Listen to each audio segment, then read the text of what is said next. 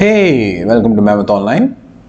Today we'll be talking about some problems on set and relation with the real life examples, right? So let's understand them. So the question is very simple. This is a typical question you normally see in set and relations. So there are 25 students, okay? 15 had taken maths, 12 had taken physics, and 11 had taken chemistry. So that is what it is. Maths, these many people have taken 15. So 5 had taken maths and chemistry, which is pretty understandable from here. When I said 15 had taken math, they could have taken other subjects as well. 5 had taken maths and chemistry, 9 had taken maths and physics, 4 had taken physics and chemistry, 3 had taken all these 3 subjects. Okay, let's assume all of them are taking some or the other subject. These 25 students, all of them, let's assume, the assumption is this, all of them are taking some or the other subject, right? No, there's nobody like who has not taken any subjects. So let's move on. So I'm trying to draw it in Venn diagram, right? I'm trying to represent them in Venn diagram. Okay, so we clearly can see the diagram is showing there is a circle. This blue circle represents maths, and this yellow is physics, and this orange is chemistry. Okay, X, I have denoted X here. What does X mean? X means only this part, right? This part without any interference with other set, right? That is X. A is only this part. That is A. Okay, let's take different shades for that. That is A. Sorry. That is A. And what is P? P is the middle part, right? Only the middle part is P. Okay, and what is B? B is this part, let's say. Good. And what is Y? Y is this part. This part which is not interfering with any of them. Okay, I think I understand the point, what I'm trying to make.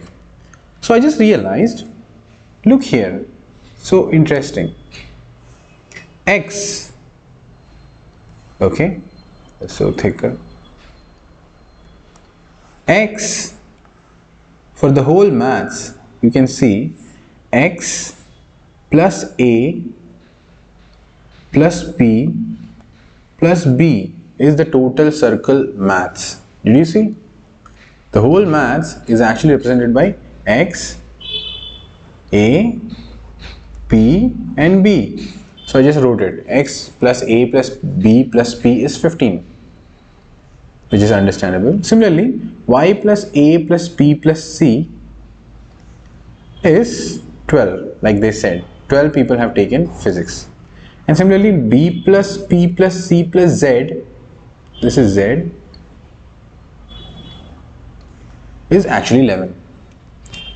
I hope you understand what I'm trying to get. I'm trying to represent Venn diagrams and I'm trying to represent the problems actually here. Okay, so this can be represented, the whole thing can be represented, let's say M. M is equal to this, P is equal to this, and C is equal to this, right? The whole MPC, that is represented that way.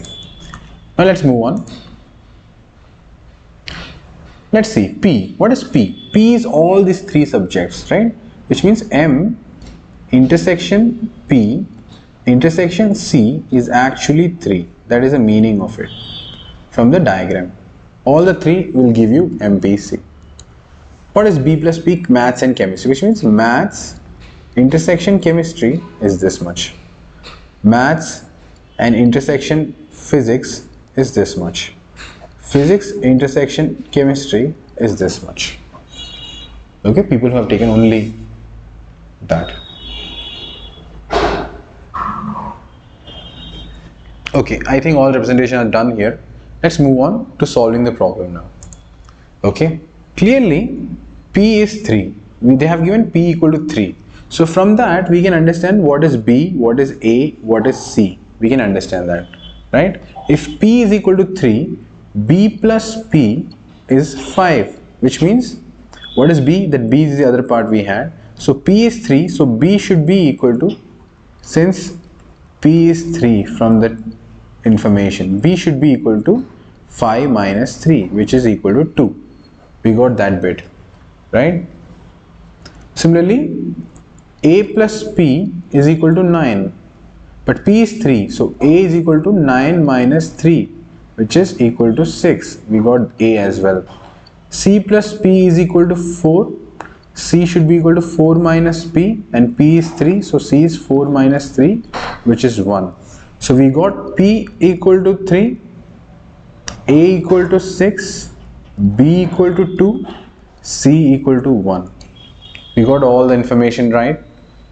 Now let's understand what is the question they are asking. We can answer any questions now. If somebody asks, how many students took only maths? Somebody says only maths. Right? Only maths, which means he's asking who has taken only maths, which means this area. You see, he's only maths. I'm going to just give one example, that is the maths thing.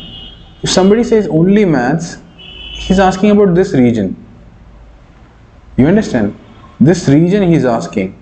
Find out what is that, and we know that is x. So he's asking what is x here. Okay, so look here in this problem. We know A is 3, right? And we know, A is how much? We just found out. A is 6, P is 3, right? A is 6, B is 2, C is 1, and P equal to 3. We found out all these informations. If that is the case, you can see x plus 6 plus 2 plus 1 plus 3 is 15. What is 6 plus 2? 8. 8 plus 3, 11. 11 plus 1, 12.